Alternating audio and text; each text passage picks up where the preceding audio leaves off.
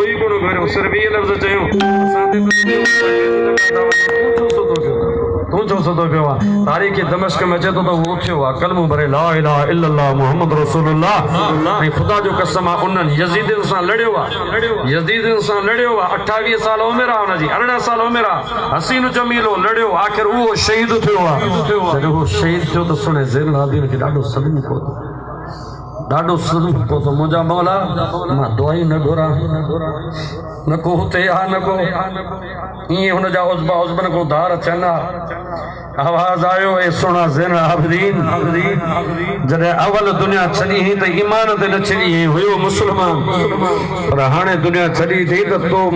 महबूब करीम जे दीन ते ऐं तो दिलबर ज़ैनुल आबिदीन जे आॾो शहादत माणी अथई पूरी दुनिया जे शहीदनि खे हिन जो सवाबु ॾींदासीं त हिन जो सवाबु खुटंदो पए एतिरो हिनखे सवाबु अल्लाह ताला उहो ई काफ़िलो अॻिते वञे थो दमिश्क जी बाज़ार में हिकिड़ी औरत बीठी आहे मथे छत ते चढ़ी वेठी आहे औरत काफ़िले ॾे पाणी मोकिलिया चादरूं मोकिलियूं तोहफ़ा मोकिलिया तोहफ़ा मोकिलिया मां साण ज़ैनब चयो त इहे कंहिं मोकिलिया आहिनि चई हिकिड़ी बादशाहज़ादी आहे मां हिकिड़ी औरत आहे ज़मींदार औरत आहे उन जी चादरूं तोहफ़ा तोहफ़ा मोकिलिया आहिनि मां साण थी फरमाए एसी ताईं जेसीं ताईं मुलाक़ात न थींदी तेसि ताईं इस्तेमालु न कंदासीं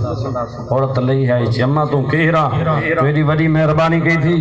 असां क़ैदियुनि ते दीन जे ख़ातिर अदा तो कहिड़ियूं क़ुर्बानियूं ॾिनियूं आहिनि असां कहिड़ियूं क़ुर्बानियूं ॾिनियूं आहिनि असां त ईअं पिया घुमंदा वठूं असां त खाऊं था पीऊं था हलूं था घुमूं था काई क़ुर्बानी कोन्हे बच्चा कोन कुहाया आहिनि ॿाहिरि कोन कुहाया आहिनि पुछ उन्हनि खां जन हर कुझु क़ुर्बान करे दीन इस्लाम जो परचम ज़िंदा करे पुछ उन्हनि खां क़दुरु उन्हनि खे हूंदो दीन जो जन दीन जे ख़ातिर हर शइ क़ुर्बान कई अॼु यारी ॿारी जो क़दुरु बि उन्हनि खे हूंदो ॿिए खे कहिड़ी ख़बर अथनि जो शान छा आहे मुंहिंजा ॾाढो वञे त अम्मा साण ज़ैनब थी पुछे अम्मा ॿी ॻाल्हि त मूंखे ख़बर न आहे पर मां मदीने में रहंदी हुअसि अम्मा साण ज़ैनब के दिल में कुछ मड़े अम्मा तू मदीने में कंहिं वटि रहंदी आहीं साण मां मदीने में हज़रत अली ऐं फातिमा ज़हरा उन जी कुंवार ही अली उन जो वर हो उन जे घर में मां ख़िदमत कंदी हुअसि अम्मा पोइ छॾे छो आई जी बस जॾहिं अम्मा साण ख़ातून जन्नत विसाल कयो त पोइ मूंखे मदीनो रहणो मां जे लाइ मां न पई रही सघां बसि मां मोटी आयसि जॾहिं मां अम्मा साण खे न पई ॾिसां दिलि बर्दाश्त न पई करे सघां पर दुनिया छॾण महिल मूंखे अम्मा साण ख़ातून जन्नत हिकिड़ी वसियत कई त हे मुंहिंजी बानी जॾहिं को कैदनि जो काफ़िलो ॾिसी त उनजी ख़ूब ख़िदमत कजां कैदन जो काफ़िलो ॾिसी खूब ख़िदमत कजा कपड़ा बि ॾिजा कंबल बि ॾिजा पाणी बि ॾिजा